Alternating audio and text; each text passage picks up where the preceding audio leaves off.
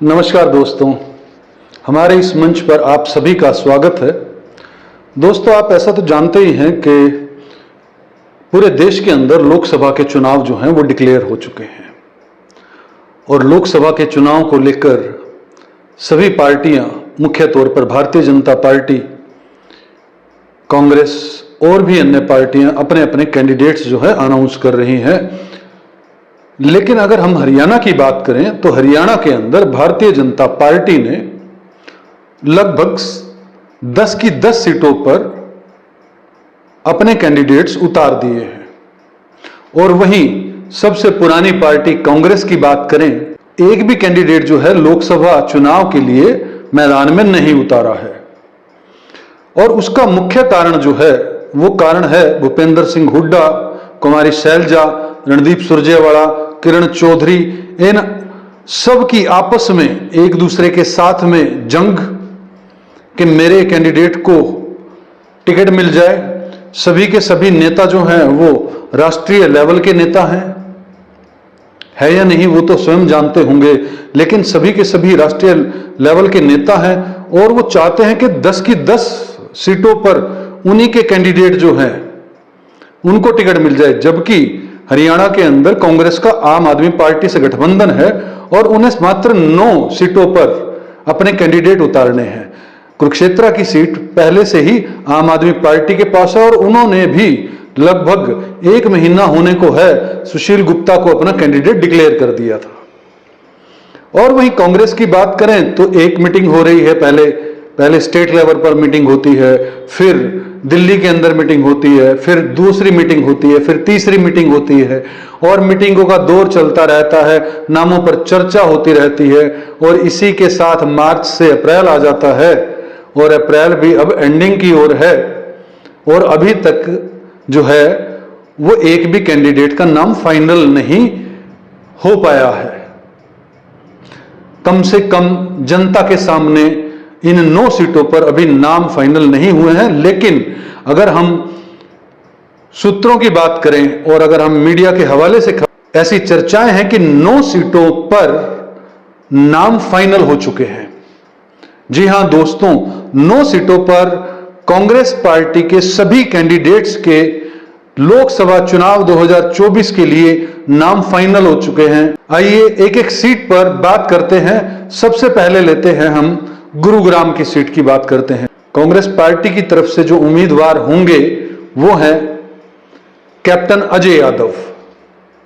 पूर्व में मंत्री भी रहे हैं हरियाणा सरकार के अंदर और लालू यादव के समधी भी हैं, उनका नाम फाइनल है। अगर हम बात करें फरीदाबाद की तो फरीदाबाद के अंदर महेंद्र प्रताप जी के नाम पर सहमति बन गई है। वहां पर कोशिश तो करण दलाल के नाम पर भी की जा रही थी, लेकिन ऐसा माना जा रहा है कि महेंद्र प्रताप का नाम ही फाइनल होगा। अब हम अगर बात करें भिवानी की तो वहां से बंसीलाल, पूर्व मुख्यमंत्री हरियाणा की पोती और किरण चौधरी की बेटी श्रुति चौधरी का नाम जो है वो फाइनल माना जा रहा है। उन्हीं को भिवानी से टिकट मिल रही है।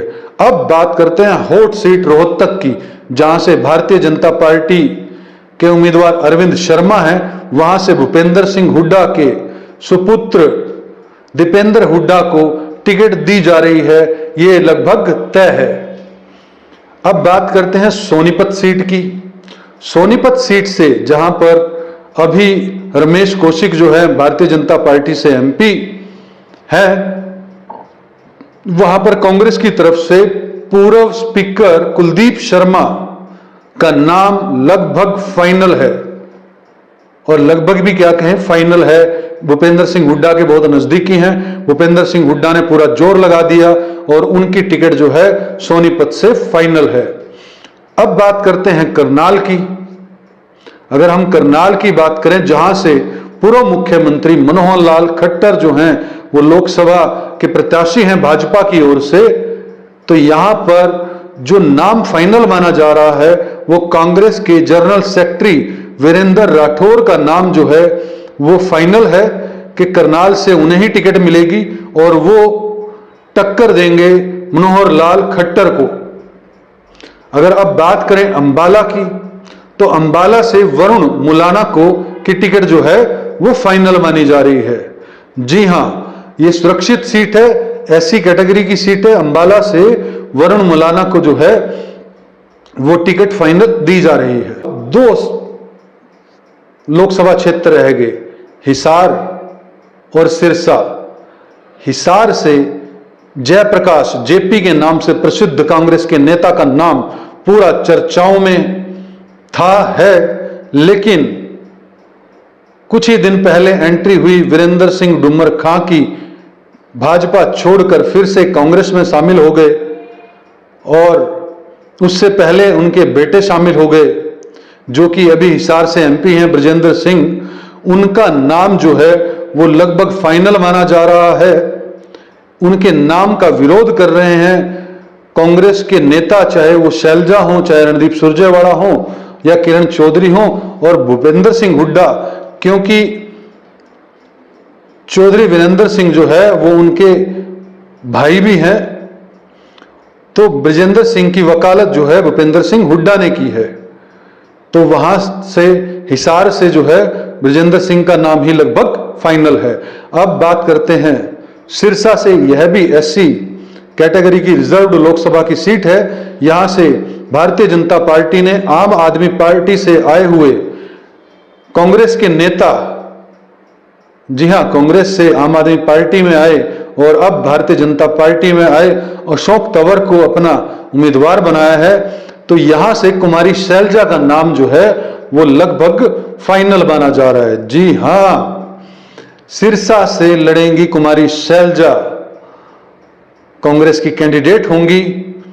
तो हमने गुरुग्राम की बात कर ली, हमने फरीदाबाद की बात कर ली, उसके बाद हमने भिवानी की बात की, उसके बाद हमने रोहतक की बात की, सोनीपत की बात की, करनाल, अंबाला, और हमने बात की हिसार और सिरसा की। तो ये 9 जो लोकसभा की सीटें हैं, इस पर कांग्रेस ने अपने उम्मीदवार फाइनल कर लिए हैं।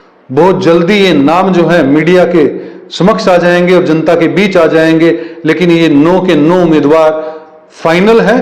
देखिए, फाइनल इस दुनिया के अंदर राजनीति में तो खास तौर पर कुछ होता नहीं है, लेकिन ये नाम पूरी चर्चाओं पर है, इन पर सबकी सहमति बन गई है। 2-3 सीटों पर मामला थोड़ा सा बिगड़ा हुआ, चाहे वो फरीदाबाद की सीट हो, चाहे हिसार की हो, करनाल की हो, बाकी पर तो नाम बिल्कुल तय है, और इन तीनों पर भी ये नाम लगभग तय ही है। अगर यह वीडियो आपको लगे कि शेयर करनी चाहिए तो दोस्तों शेयर कीजिएगा और लाइक जरूर कीजिएगा और हमारे मंच को सब्सक्राइब कीजिएगा। जय हिंद, जय भारत।